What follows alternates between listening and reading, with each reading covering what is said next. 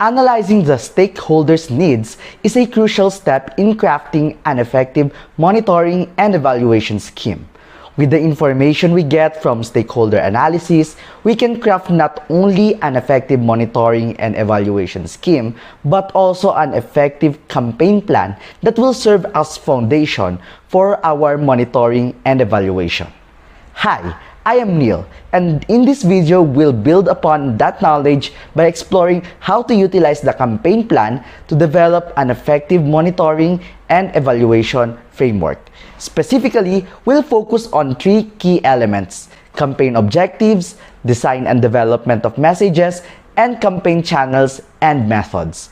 We will use the World Health Organization's Advocacy, Communication, and Social Mobilization Handbook for Tuberculosis Control as our main reference.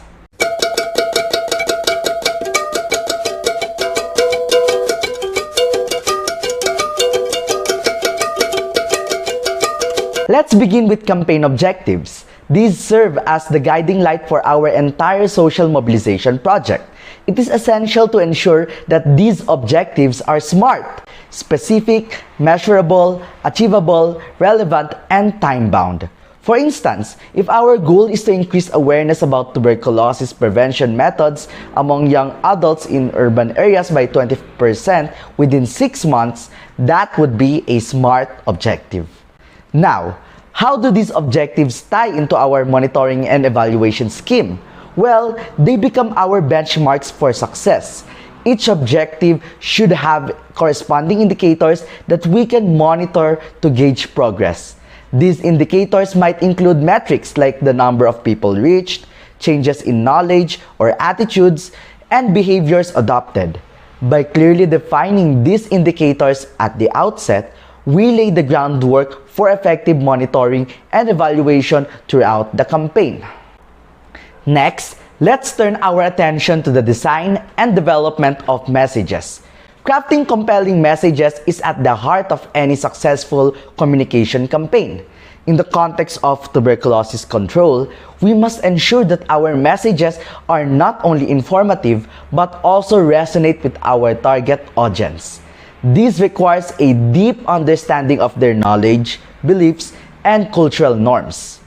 Referencing to the WHO's Advocacy, Communication, and Social Mobilization Handbook for Tuberculosis Control, we can draw upon evidence-based approaches for message development. This might involve conducting formative research such as focus group or surveys to identify key barriers and facilitators to behavior change. By tailoring our messages to address these insights, we increase the likelihood of eliciting the desired response from our audience. Furthermore, our monitoring and evaluation scheme should include mechanisms for assessing message reach, comprehension, and impact. This could involve tracking media coverage, conducting message recall surveys, or analyzing changes in behavior over time. By continuously monitoring the effectiveness of our messages, we can make informed adjustments to optimize their impact. Finally, let's consider campaign channels and methods. In today's digital age, we have an array of tools at our disposal for disseminating messages and engaging with our audience. From traditional media like television and radio to digital platforms such as social media and mobile apps, these options are vast. Selecting campaign channels and methods, it is essential to consider the preferences and accessibility of our target audience. For instance, we are targeting youth, so we might prioritize social media platforms like Instagram or TikTok. However, if we are reaching out to rural communities with limited internet access, radio broadcasts or community meetings may be more effective. Our monitoring and evaluation scheme should include measures to track the reach and engagement of each channel and method employed. This could involve monitoring website traffic, analyzing social media metrics, or even conducting community surveys to assess awareness levels.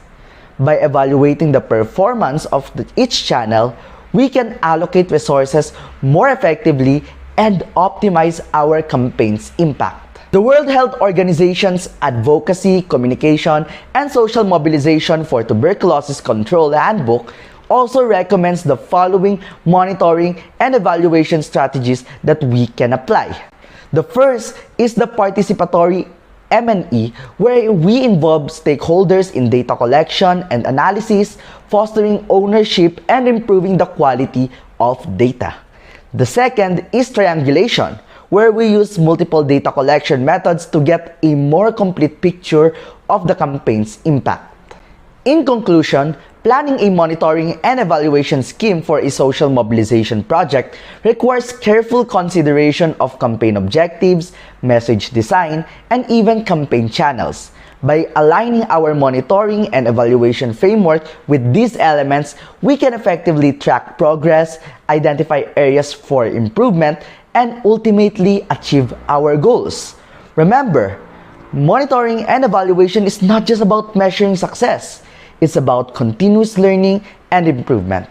Use the data you gather to adapt your campaign strategies and maximize your impact.